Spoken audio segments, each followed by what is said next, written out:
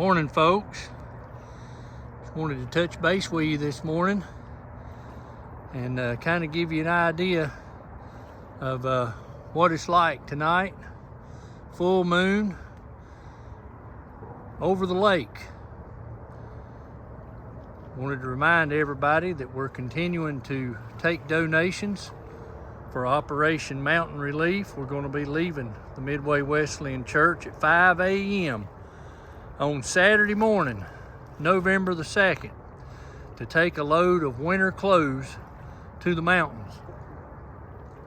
I've had a lot of people in the Piedmont area, Greensboro, Winston-Salem, High Point, finding the videos online and wanting to donate or contribute. For you folks that live in those areas, it's about 35 minutes from Winston-Salem to the church. It's about 25 minutes from Greensboro downtown to the church. And it's about 20 minutes from High Point downtown to the church. So if that gives you any ideas of wanting to be able to collect and donate, that's about the drive time. It's cold this morning, folks. 40 degrees here, in the mid to low 30s in the mountains. Now, the stuff that we're planning to take, just so everybody knows, and we're concentrating on winter clothing. That's men's, women's, and children. All sizes, and these are some of the items that's being needed. Coats, jackets, sweatshirts, hoodies, the tracksuit pant, warm-up pants, whatever you want to call them. They need new underwear, new socks. Keep in mind, folks, these people are not able to take showers and stuff regularly. Some of them have not had a shower since the hurricane. So they need those kinds of items. They need tarps. They need those little green propane tanks. They need sleeping bags, pillows, and let me tell you a little bit something about the blankets that they're going to be needing. These blankets are very crucial. There's not only to cover up at night, but in order to keep, if they still have their house standing and they have no power, keep in mind they can hang those blankets over the door casings and the windows to help hold the heat in from their small heaters that they have. That would even go if they had a generator. They could just heat with a space heater that one little room that they're staying in. Now, I will share with you this. There's a lady and a man that's way back up in the mountains, and they was telling their story about how they were surviving. It started out with, she said that, we people here in the mountains, we're always kind of prepared for such, because you never know when a tree's going to fall and take down the power lines. So we have kerosene lamps. We have a old wood stove, a flat top that we can cook off of. We have candles. And she said we have food because we grow a garden and we can food all summer long for the winter.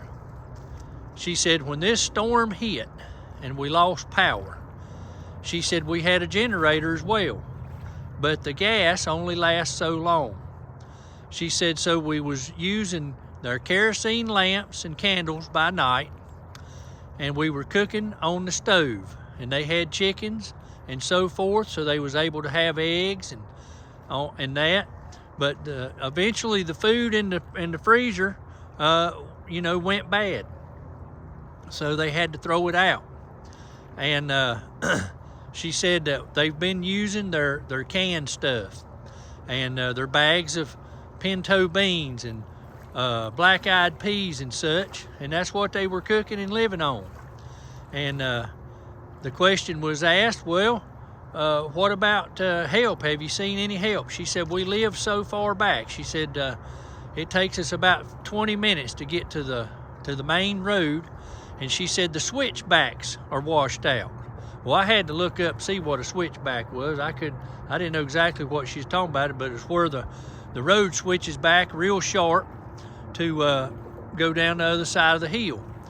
And she said that right now, with the way they have to go to get out, they have to take an old logging road, old sawmill road where the timber was cut 40, 50 years ago. And she said it takes 45 minutes on a four-wheeler, ATV, to get to a neighbor because nobody lives back in that hollow where they live. And she said that was the area she grew up in and the house she grew up in. So you see, folks, a lot of these people don't even have neighbors, so to speak.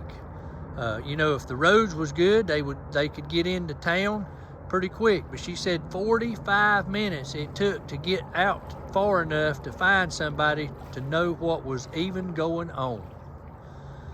Thought I'd share that with you this morning. And for any of you that's wanting to help, the Midway Wesleyan Church has a QR code set up on Facebook. I'm going to attach that link. This is not just a single church, folks, that is doing this project. This project is being done by a number of churches.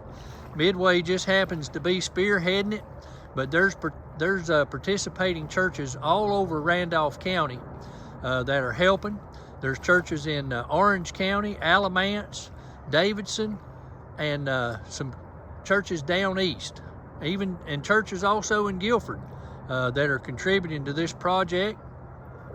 So it's not about a single church. It's about doing the Lord's work and helping our fellow North Carolinians and Americans that are in desperate need and they need help.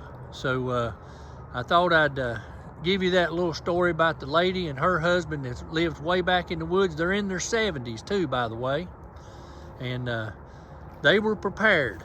So, you know, what in the world would happen out here where the people that live in town and so forth, that they don't grow their food, they don't deer hunt or fish or anything like that? What would happen if a disaster like this, say, was to hit the Piedmont area somewhere where the people was just really not prepared? I would say if there's anybody prepared for a natural disaster or power outage, it would be the folks at the beach and the folks in the mountains, because the folks at the beach are most likely to have a hurricane and the folks in the mountains deals with a lot of power outages due to ice and snow and downed trees. So you know, the mountain folks probably the most prepared, if you ask me. And you see what they're dealing with, because you can be very prepared, but when something like this happens, a hurricane comes in and takes everything you got, it don't matter how well the cupboards was stocked, the root cellars was stocked, if a mudslide or something like that come through, it's gone. So this was probably a once in a 1,000-year event that took place, and these people are having to live it, and they're depending on the rest of the folks to have to help and get them through this time. And that's what we're going to need to do. It's not a sprint to the finish line, folks. This is going to be a marathon. I appreciate you joining us this morning as we're by the lake looking at the full moon on the water, and it's beautiful out here tonight. And but our thoughts and our prayers are with our folks in the mountains. Thanks for watching, and have a blessed day.